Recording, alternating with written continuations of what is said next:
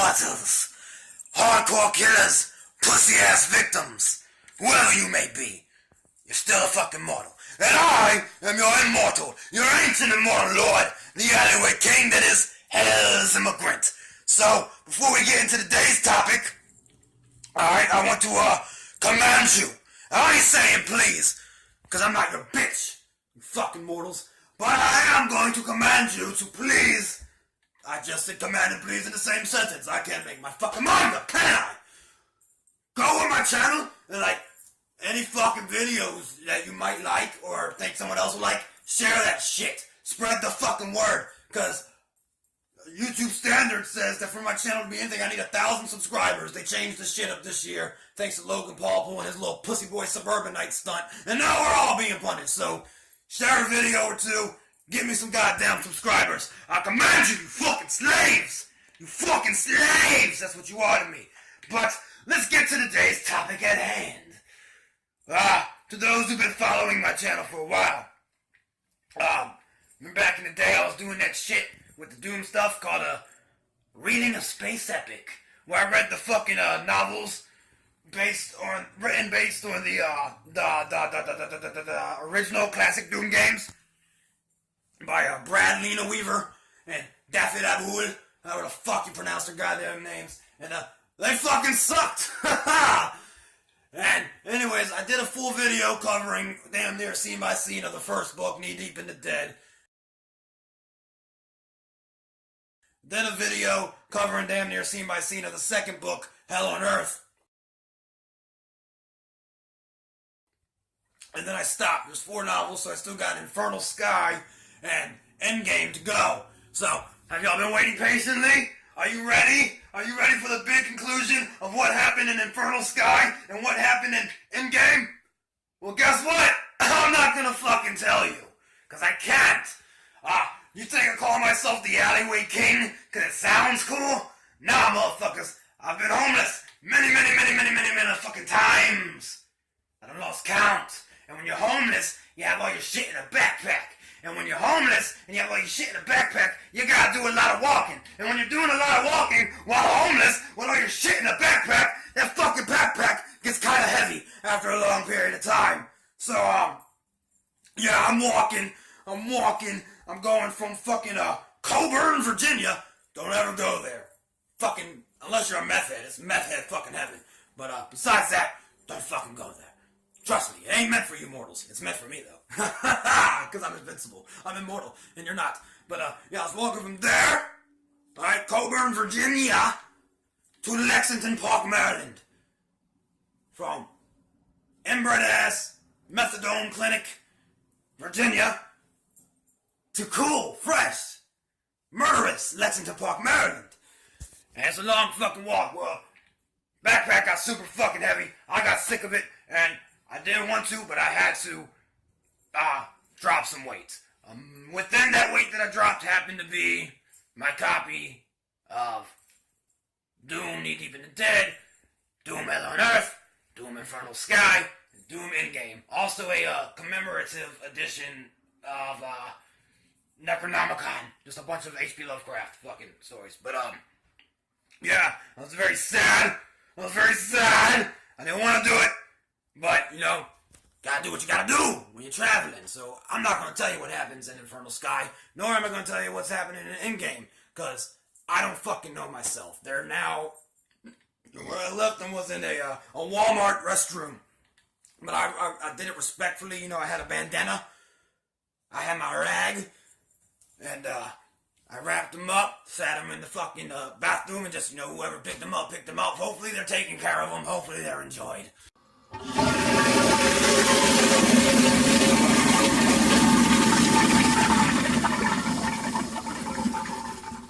But yeah, that's it. Poverty ruined it, y'all. Poverty fucking ruined it, y'all. But hey, you know, if I can get my channel monetized, then I can probably buy the books again. And if I can buy the books again, then I can tell you what happens in those 2 stories. Alright? So, give me some goddamn subscribers so I can monetize. But I ain't gonna fucking, you know, just leave y'all with that. Oh, I don't know what happens.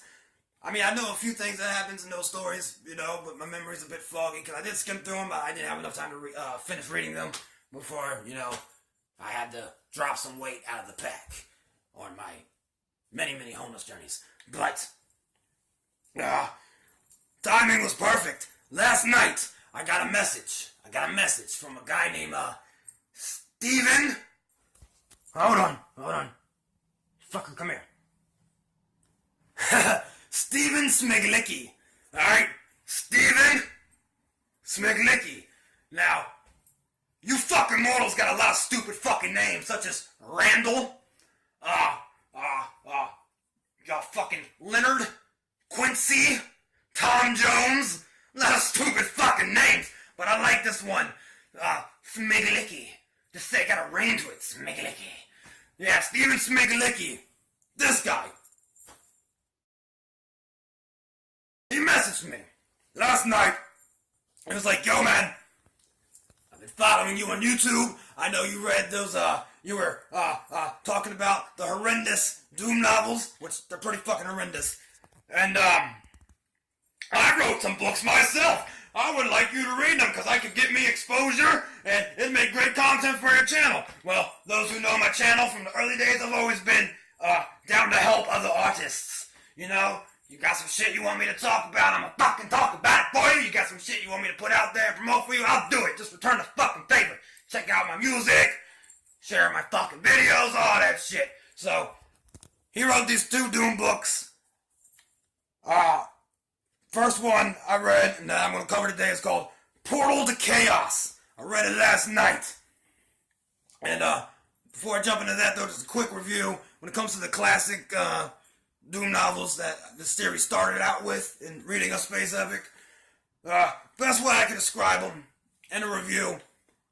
They are to Doom what Adam West was to Batman. Just fucking over the top, random, stupid ass fucking bullshit, but it's earned its place because it's there. You know? I mean, some days you just can't get rid of a bomb, sharks are exploding, and you go to Doom, and sometimes, you know, the IRS is joining forces with hell, and only the Mormons have the power to stop them. Makes no fucking sense, but hey, it's there. And, go on to this, Portal of Chaos. It's written by STEVEN SMIGLICKI. Is that it, Smiglicki? Yeah, Smiglicki. And, normally I try to stay away from fan fiction, but fuck it. He asked me to review his shit, I'ma review his shit. Now, starts out, right? This all takes place before the events of the first Doom game. Starts out, these 2 dudes. Don't ask me to memorize the characters' names. I don't fucking remember. I only remember 2, and that's because I'll get to that in a second. But, these 2 dudes, right? They're flying. They're on the fucking moons of Mars. And one guy, you know, he's a little more superior, higher up on the chain than the other. And he's like, so what are you taking me out here for, man? He's like, oh, no. You're gonna see. You'll see. It's gonna be worth it. He's like, fine. Fuck it. You know, we'll go see it.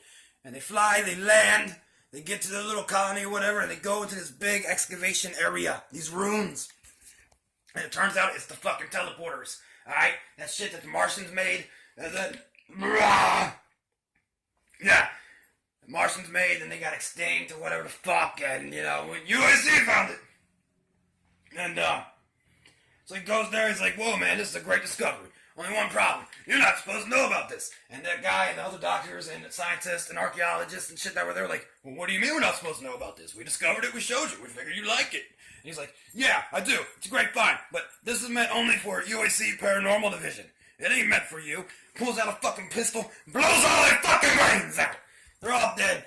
Then he calls for a carpet bombing, essentially, to their little colony village that they're from. Because no one's allowed to know about these teleporters except for UAC, top dogs, investors, and Paranormal Division. So that happens. They end up recreating the fucking teleporter. Long story short, the UAC top dogs, they end up recreating the motherfucking teleporter. There's 2 main dudes in this story. 3, technically. But the first 2 is actually from the original Doom games. Did I say original? What the fuck does that mean? From the Doom series, I should say. There's Dr. Kronos from Doom RPG, and there's director William Banks from Doom 3. You know, they're working together. William Banks is higher up in the UAC food chain than Kronos, but let's be honest, Kronos is actually literally Kronos. He's fooling them all, so we know who the top dog is, really. But anyways, they end up recreating it. They gotta kill a few people to keep the secrets. They gotta fire a few people to keep the secrets. And then UAC, well, the Space Marine Corps, I should say, sends up one of their dogs to, like, you know, be like, yo, dog, his name was Rubik. Rubik or Ruvik, one of the two. And he's like, yo, man, I'm here because we know what you got, and we want to make sure it's contained and safe. And Mr. fucking Director William Banks is like, nah, fuck you! Fuck you! He doesn't really say fuck you, but you know, he's cocky, he's smart ass. He's like, look, man, it's a need-to-know basis. You don't need to fucking know, but you're more than welcome to kick it here. So anyways, Kronos, William Banks, they get to the teleporter that they've already created. They start doing experiments. They send in the first human being through the teleporters, and when he comes back on the other end, the Demos, the teleporter worked fine, but then he comes back all fucked up. His eyes are glowing red, his skin and fucking body features are changing. He's monstrous, he's angry, he's pissed, he's kicking ass! And, you know, it's because he's possessed. He just went through hell, he's now possessed. They don't know he went through hell yet, though. Anyways, they end up capturing that guy, throwing him in a padded cell. They take some blood samples. They find out that the possession comes from this little fucking weird chromosome, sort of like in the movie, but not as fucking lame. So, you know, props for that little Easter egg, if that's what you intended, Mr. Smiglicki. STEVEN Smiglicki. Smiglicki! And then, a little chromosome, twisted up, demonic looking cell that's going through his body. He's possessed, blah, blah, blah. Whenever they turn the cameras on to watch him in the room, you know, he looks at the camera, he knows he's being watched. He's like, mortals! Sort of like I do. You stupid fucking mortals! You're all gonna fucking die. And instead of trying to find a cure for your mortality, you're watching me on YouTube. So I thank you very much. But anyways, we're all watching him, they're observing him, blah, blah, blah. They're like, well, fuck! Yeah, this is gonna happen to everyone we send him through. What are we gonna do?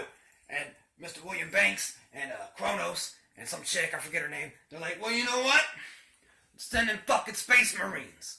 Let's just start using Space Marines as test subjects, because, you know, they're not as crazy as the prisoners on Earth, they're not as pussy as the scientists that we sent through, they're sane and badass, so they might work. Let's send the Space Marines through. Now, Ruvik, the Space Marine guy who's been sent there to observe and all that shit, been kept out of the goddamn loop, he was like, going through files, and they wasn't supposed to, classified shit. And he finds the files and he reads them and he realizes that they've been using Marines as test subjects, right? And he was like, goes up in the dude's office like, what the fuck, man? You know? You ain't telling me these are my boys, you know? And he's like, alright, man, listen, I'm gonna offer you a contract. You only got 20 minutes to decide.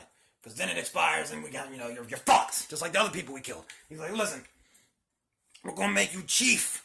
We're gonna make you chief corporal or master corporal, some shit like that, of this Mars base here. And you can run operations, you get all access to all classified shit, you can watch the shit go down. He's like, fine, fuck it, I'll play ball. Fine, that's the game I want to play, I'll play ball. Signs the contract. Experiments continue. Well, they realize at a certain point that through some of the Martian tablets, right? All the archaeologists and scientists and shit that they were studying, the tablets, they realized there was like a ritual where you can actually see through the portal where it's going to go and explore through it through psychics. Well, psychedelics, no, those are drugs. Psychic powers. Psychic powers! And like, so it takes Kronos and William Banks and the lady chick, whose name I forget that I mentioned earlier. Like, alright, we're going to perform the ritual. How they do that is, the two dudes stand, I think it was three dudes actually. Anyways, they stand in a triangle in black robes with her in the middle. She wears her little fancy robe. She has a little fancy dagger, because, you know, that's what fucking mortals do. They're fucking pieces of shit, but then they dress up nice and think that the spirits are going to talk to them.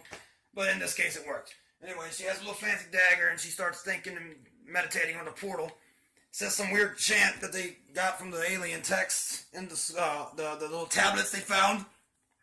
And then, boom! All these fucking little light rays come and meet her head, and those light rays also come out of her head, and she's going on like this big psychedelic fucking journey through many different worlds, different cultures, different lives, different galaxies, seeing it all. Shit that the human race has never seen before. And then, At some point, though, she starts losing her shit because she goes to this realm that's a little more darker than all the others. And it just gets overpowering. Her eyes start changing color. She doesn't get possessed. She manages to break free from that trance. And little did she know that she just witnessed hell. Well, after she breaks the trance, all these big fleshy tendrils come out of the portal. And then these two big hulking motherfuckers, which I assume are Hell Knights. Not Barons, Hell Knights. The way he described them, Mr. STEVEN SMIGLICKI. Anyways, they come out, invasion starts happening.